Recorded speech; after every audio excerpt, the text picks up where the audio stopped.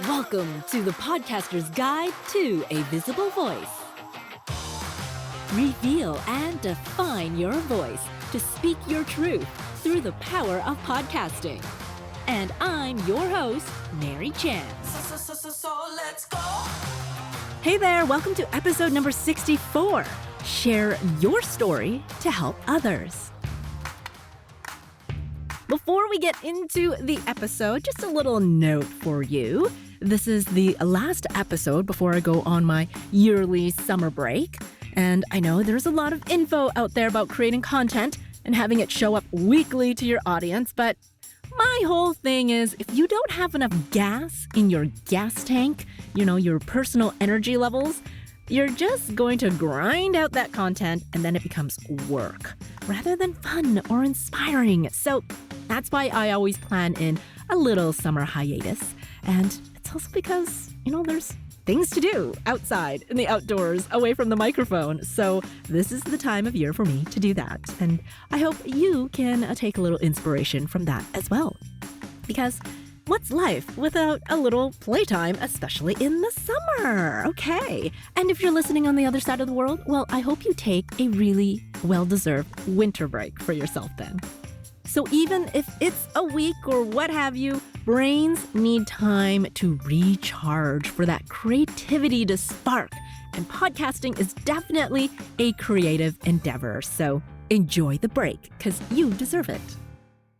So as we get into this episode, it is all about stories and the impact they make to anyone who is listening.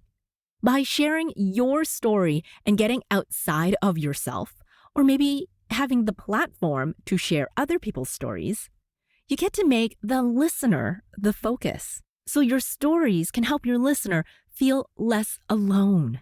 In this day and age of text messages, social media, and Zoom calls, those video chats, we're connected now more than ever. It's so easy to just log on or send a text and we're connected, right? But most of that is so superficial or on a time constraint. There's no real human-to-human, real-life connection that you can get that other person's energy from. The beauty of a podcast, though, although it is, on the internet, digital, it's long form. There's time to clearly share your message, your thoughts, to create emotions and compassion with your listeners, creating that empathy and that real connection that we're all looking for. A short little text message can really be construed to something different. So use your voice and share it on a podcast so that your stories drive the conversation, which is the heart of podcasting. So I want you to think about this as when you share, you are providing an opportunity for your listener. What will you say today that can help someone else? That's the opportunity right there. When I hear stories, there's usually some little nugget that I resonate with. It could be a personal one, work-related, ideas in your mind, opinions. They can translate into big ideas for someone else. So no story really is small or not important because it's how the listener interprets that for themselves. You might be thinking, oh man, I don't like being in the spotlight, or I hate talking about myself. But remember, it's not about you when you share this story. So I'm not talking just about sharing your job title or what you do for a living, those informal little networking things. Oh, those can be really boring conversations. But what it is that you're experiencing right now that can contribute to this conversation and grow it. That's the relationship that you're building. Even if it's a stranger or, like I said before, those awkward networking meetings where you might never see the person again, so it doesn't really matter what you say, but it can still matter. You could say your job title for sure, and then get to that point faster or answer their question directly, and especially in those networking things, but expand on that and share your story of why. If you have the time for it, throw that in. So you can take what could be a boring introduction, oh, I have to talk about myself, and then share a little something about what you love. That way, it drives the relationship and conversation. So, for example, you could, start with the hi, your title. So, example, if you're an executive director for a nonprofit, you say those things. Yes, hi, my name is, and I'm the executive director for insert nonprofit here. But what I love about my job is seeing my community come together to support each other. And you can name an example event, such as last week we raised so much money for our local food bank with the XYZ event. That's different. People pay attention to different. And now, sometimes people are like, oh, well, it's about how they're going to respond. What are they going to say? Well, you can start thinking about all of that and, oh my God, how are they going to react? But you can't control that. You can only control the present. Stop thinking about the what ifs, the future. I know it's easier said than done because I'm always a, but what if type of person. I mean, if you really break it down, people can respond in two ways. One, that they don't say much, they ignore you. Or two, they really resonate with what you have to say, right? So the ignoring you could be positive as well. You know, maybe they are in their own heads and they're busy with something else, so they're just not focused and not paying attention. Well, they're just not the person for you in the room at that moment. They might be caught up in their own drama. Or maybe they're just so nervous themselves too because they don't like talking to strangers as well. And so there could be that aspect. Or maybe they have a sore throat. They're not feeling well that day. Yet they are here and present, but they just don't respond. There could be so many reasons why people don't respond. So you can make up all the reasons you want, but in the end, it doesn't really matter. What matters is that connection that you do make with someone. So when they do resonate with what you have to say, you know, they can say something like, oh, I went to that event. That's the starting point. You know, they can start bringing up how they support local food movement or something like that. And so the door has been open for an honest conversation about what you both value. And that's the genuine connection that was made. And you can go deeper on that story because it's just begun. You can share different opinions and test things out about what you saw, what you loved, what you didn't like about certain things. And you guys can go back and forth. And that is the connection. That's sharing your emotions, sharing your stories, and sharing what is deep inside you that you value because it resonates with that other person. So see, it's not really about you. It's about your listener. It's about how it makes you feel on the inside to be able to share that inside feeling to the outside with your listener by using your voice. So many times we just get swirling in our heads about, oh, maybe I should think about that more. But really, it's until you speak it out loud that those inside thoughts can help others to make a connection with another human being and being able to build on that relationship no matter how small. Your story serves a purpose for someone else. You are a helper when you share your experiences. Maybe your story will help someone overcome their fear. Maybe you can start generating ideas with someone else. Oh, that's something I so miss in this digital world, is working in person in a group and just like hanging out at the water cooler, right? Do people still do that? Maybe your words will get someone else to take action on something they've been holding themselves back for years. And now they're like, oh, representation. You can do it, so why can't I do it? Or you had the same fear I did, so if you could overcome it, I could overcome it. You never know. Your story can change someone else's world completely. You never know when or how a story will help someone else because stories stay with people long after they've been told. That's why movies are so popular. So what is possible when you hear a story? What is it that motivates you? I've been digging deeper into my heritage, my past. My parents are getting older. My dad passed away last year. I have a little daughter where I want to teach her a lot of the same things that I grew up with, but breaking some of those cycles that doesn't really serve us anymore because it affected me in in a big way, negatively, positively, whatever that may be.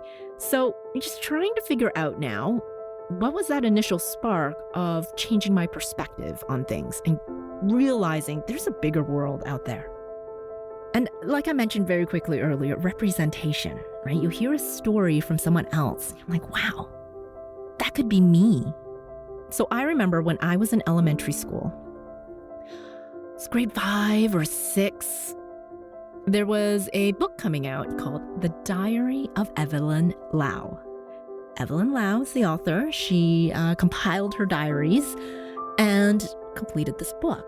She grew up in the same community as me, an inner city school in Vancouver. I thought her story was quite interesting, being someone of such a young age living on the streets and leaving home. Because even in my fantasy mind and imagination, I thought I could do that one day. Just leave, be on my own. But hearing her story in person when she came to our school kind of changed that. I never read the book. I was never big on book reading. But seeing her story on TV is what changed everything. The movie version of The Diary of Evelyn Lau was called Runaway, and it was Sandra Oh's first big role. And to this day, I will watch anything with Sandra Oh in it. I mean, I even watch Grey's Anatomy, and I normally don't even like medical dramas and those romance type shows, but I was like, oh, Sandra Oh's in it. I know who she is. I loved watching her in all those Asian Canadian movies. So I watched Grey's Anatomy. She was the representation I saw of me. There was this blend of seeing women in my community, in media, which gave me that permission, that small little piece of permission, maybe like 5 or so years later, to pursue a career in radio. Realizing Asian women can be in the media. Asian women do have important stories to tell. And that changed my whole life. A 20-year career, and then now working in podcasting and meeting so many people along the way who didn't look like me. That affected me. That affected who I am today and why I do what I do. So that very short story, has significance. It doesn't need to be on the big screen or highly publicized. It's your story that you're sharing on your own time and space. That can help someone. I never met a Sandra Oh. I mean, Evelyn Lau probably does not remember who the heck I am. Just some other Asian kid in a class full of Asians in Chinatown, But both of their stories had so much significance on the decisions that I made in my life. And so even today, sharing those stories with my daughter about when I was a little girl or what can help someone like you on this very podcast, she loves hearing stories. And I'm so happy that I can be able to share stories with her because stories are a way of connection. Being a parent has really changed the way I view stories. When I was a kid, my family didn't share much, especially in the emotional range of things, unless it was anger. We had a lot of that. Yet, I remember asking my parents lots of questions about their families, how they grew up, being a curious little girl, But that's when I kept getting shut down. You would ask about something like, nope, that was a bad time in my life. I don't want to talk about it. Or, it already happened. Why bring it up again? It's hard to dig up my family's past. It's not easy. So now I hear from my daughter, my own little voice as when I was a child. Those questions coming from her. And as you can tell, I like to talk. So I share my stories with her. That's a cycle that I'm breaking. Any question that she asked, I shared something. Whether I know it or not, I'm sharing a story and she's learning from that. Especially if it was a similar experience that she's going through, something that I witnessed, or even if the answer is, I don't know, I still explain with a story somehow. These stories ground her, and she knew this was a safe space to share and be fully ourselves in this moment. When you share these stories, we're being vulnerable. And she is my daughter, so I'm going to be extra vulnerable, but you don't have to be 100% vulnerable every time you share a story. What's the point of the story? Share those facts. Share those pieces that help facilitate your point and to drive that point home. By sharing, we can also help calm other people's nerves. I was just thinking back to my daughter gets anxious sometimes, and I share a story, and she's like, oh, I get it. Her shoulders go down, body feels lighter. So what story will you share today? And I know on a podcast, again, I was saying you didn't have to be like 100% vulnerable. You don't need to always be that way on a podcast. But remember that it doesn't matter if it's interesting. It's still important. It is important to share. You might not find it personally interesting, but it is an opportunity for that listener to learn something from your story. The story you share has the potential to help someone. Stories are opportunities. Or maybe you have a story that you shared on a podcast before that really resonated. I would love for you to share that impact. Share that story with me. I know this might be a tough ask, but in fact, most people might say, oh, I don't know, or I've got nothing to share that was that impactful or significant, right? We always downplay our stories. But I bet you can come up with at least one. So share that with me. Or, okay, let's make it a little easier if you need to. What story have you heard that made you feel less alone? Maybe that's a story you want to share. So leave me a voice note. Head to my website. You can record it from your phone. Just click on the purple button, send voicemail, or you send me a nice long email as well. How about that? So either go to my website at visiblevoicepodcast.com or the email's visiblevoicepodcast@gmail.com. So with that, I'm going to wrap it up here. I'm going to be off on my summer break, but I'll also be recording and planning for the next series, which will publish in mid-September. So that's when I'll be back. I hope you have a fantastic time away, whatever you'll be doing. We're going to take the kiddo to Disneyland for the first time. She is a huge Star Wars fan. And I haven't been since I was like 8 or 9 or 10 or something like that. So this is going to be an adventure because I can't do the rides. I used to. I had a concussion. Can't do the rides anymore. So I don't really know what I'm going to be doing in Disneyland except for maybe holding everybody's bags. I don't know. If you've been recently, I'd love some tips. Send them my way. Yep, I'm all for opinions about Disneyland if you've been recently. So anyway, have a great time off, and I will chat with you again in mid-September.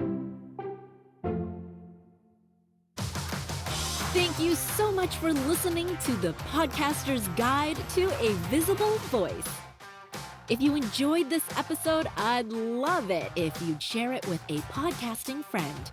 And to reveal more voicing and podcasting tips, click on over to visiblevoicepodcast.com. Until next time. Let's go.